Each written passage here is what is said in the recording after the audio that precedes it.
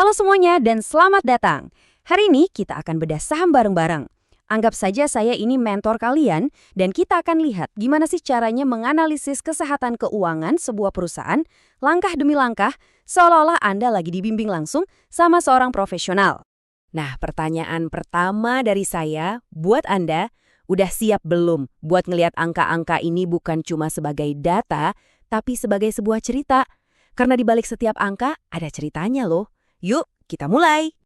Oke, ini dia roadmap kita hari ini. Kita bakal lakuin semacam financial health check-up yang lengkap, mulai dari kenalan dulu sama perusahaannya, terus kita scan raca keuangannya, lihat laporan laba ruginya, intip arus kasnya, dan yang terakhir, ada beberapa catatan penting dari saya buat Anda sebagai investor.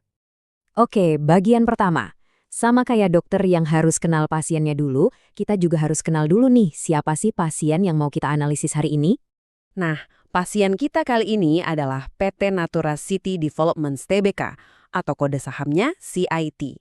Mereka ini mainnya di sektor properti dan real estate. Nah, yang perlu Anda ingat sebagai investor, industri ini tuh sifatnya cyclical, naik turunnya tergantung kondisi ekonomi, dan biasanya butuh modal yang gede banget. Coba kita lihat gimana cara mereka mengelolanya. Oke, sekarang kita masuk ke pemeriksaan intinya. Kita bakal lihat neraca keuangan. Anggap aja ini kayak hasil scan body scan dari perusahaan. Di sini kita bisa lihat semua yang mereka punya dan semua utang-utang mereka di satu titik waktu. Pertama ada aset. Gampangnya gini, aset itu semua hal berharga yang dipunya perusahaan.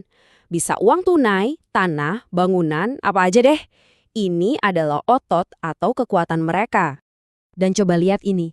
Keren! Total aset lancar, ini aset yang paling gampang dijadiin duit ya, itu naik dari 506,2 miliar jadi 559,2 miliar rupiah. Ini sinyal yang positif banget. Artinya, perusahaan ini punya lebih banyak amunisi buat operasional sehari-hari. Tentu, dalam setiap cerita ada dua sisi. Sekarang kita lihat sisi lainnya, yaitu liabilitas. Ini, gampangnya, adalah semua utang dan kewajiban yang harus dibayar sama perusahaan. Nah, ini dia yang menarik. Di sisi lain neraca, liabilitasnya juga melonjak tajam dari 185,4 miliar jadi 236,1 miliar rupiah. Wow, ini buat seorang investor harusnya jadi lampu kuning nih. Pertumbuhan itu bagus, tapi kita harus selalu kritis dan bertanya, uangnya dari mana? Kalau pertumbuhannya dibiayain pakai utang, risikonya jelas lebih tinggi. Grafik ini nunjukin lonjakannya dengan jelas banget kan? Jadi, pertanyaan yang harus kita sebagai calon investor tanyakan adalah, utang ini dipakai buat apa sih? Apakah buat sesuatu yang produktif yang bisa menghasilkan lebih banyak duit di masa depan? Nah, ini poin yang krusial banget.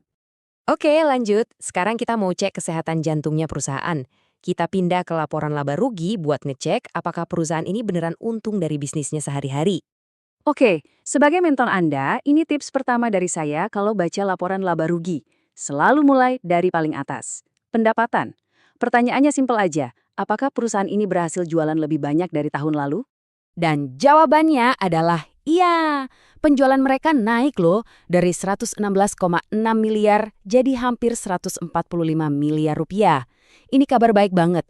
Artinya permintaan buat properti mereka lagi kenceng. Tapi, pendapatan itu baru awal cerita. Yang lebih penting lagi, itu apa yang sisa setelah dipotong biaya produksinya. Dan di sini, laba kotor mereka juga naik signifikan. Artinya apa? Mereka bukan cuma jualan lebih banyak, tapi mereka juga makin efisien dalam membangun dan menjualnya. Ini tanda manajemen yang bagus nih. Nah, grafik ini jadi rangkuman visual yang mantap banget. Pertumbuhan penjualannya kenceng, diikuti juga sama pertumbuhan laba kotor yang sama kencengnya. Sejauh ini, tanda-tanda vitalnya kelihatan bagus ya. Tapi tunggu dulu. Investor yang pinter nggak akan berhenti cuma di laba. Kita harus periksa tekanan darahnya perusahaan, yaitu arus kas. Ini soal duit beneran yang masuk dan keluar dari rekening bank perusahaan. Ingat baik-baik kutipan klasik ini. Laba itu opini, tapi kas itu fakta. Kenapa? Karena laba itu bisa dipercantik dengan aturan akuntansi. Tapi uang tunai di bank, yaitu kenyataannya. Nggak bisa dibohongin. Makanya, analisis arus kas ini super penting. Dan, disinilah ceritanya jadi seru. Lihat deh, meskipun labanya lebih tinggi, apa yang terjadi sama uang tunainya? malah berkurang 8,4 miliar rupiah. Padahal tahun sebelumnya nambah hampir 50 miliar.